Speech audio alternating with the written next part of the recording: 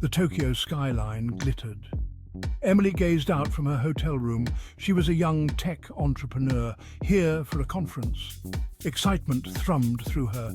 Tokyo was electrifying. It was everything she had imagined and more. Emily as Emily. I can't wait to explore the city, to lose myself in its vibrant energy. The conference was abuzz with ideas. Emily presented her startup with confidence.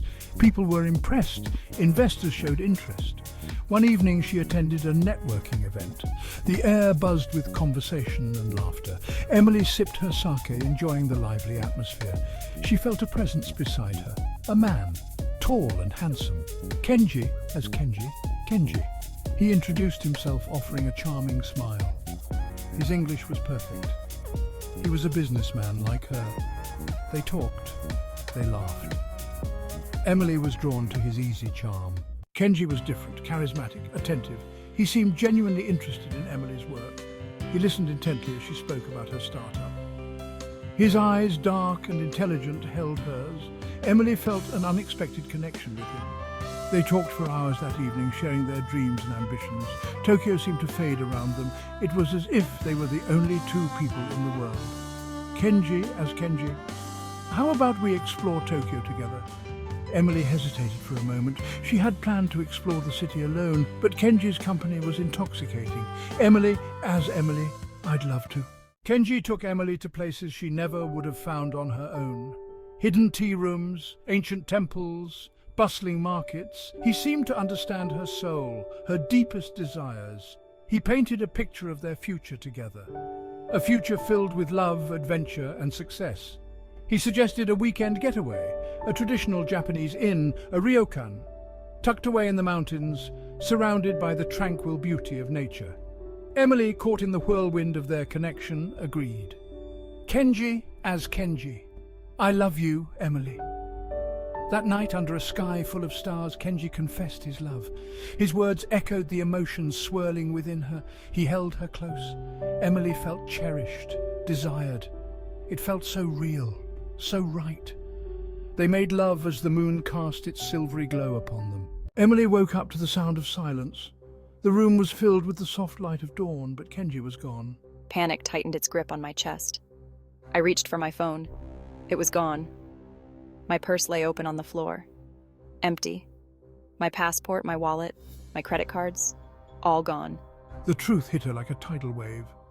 Kenji's charm, his affection, his promises, all an elaborate lie.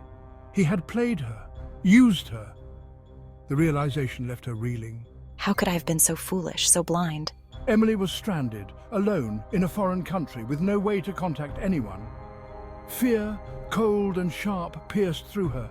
She had to get out of there. She had to get help, but how? Finally, I reached a small village. The people there spoke little English. My attempts to communicate were met with confused stares. I felt a wave of despair wash over me. Narrator. Media. Woman leaving a traditional Japanese inn with desperation. She left the Ryokan. Desperation fueled her steps. The idyllic scenery now seemed menacing. Emily wandered down the mountain path, trying to retrace their journey. Her mind raced, trying to remember any details that could lead her back to civilization. But she couldn't give up. She had to keep going. Using a combination of gestures and broken Japanese, she managed to convey her plea for help. A kind elderly woman took pity on her. Emily clung to her kindness. It was a small glimmer of hope in the darkness that had enveloped her. S5. Media. Woman sitting exhausted in a dimly lit room, welcomed by a stranger. Please come in, you look so tired. Let me offer you some food and shelter for the night. Upon reaching Tokyo, I went straight to the American embassy. Relief washed over me as I stepped inside. I was finally in safe hands. Narrator. Media. Emily expressing gratitude for finally being in safe hands. The next morning, the woman helped Emily find a bus to Tokyo. The journey was long and arduous. Emily's mind was a whirlwind of thoughts. Fear, anger, betrayal. She couldn't believe this was happening.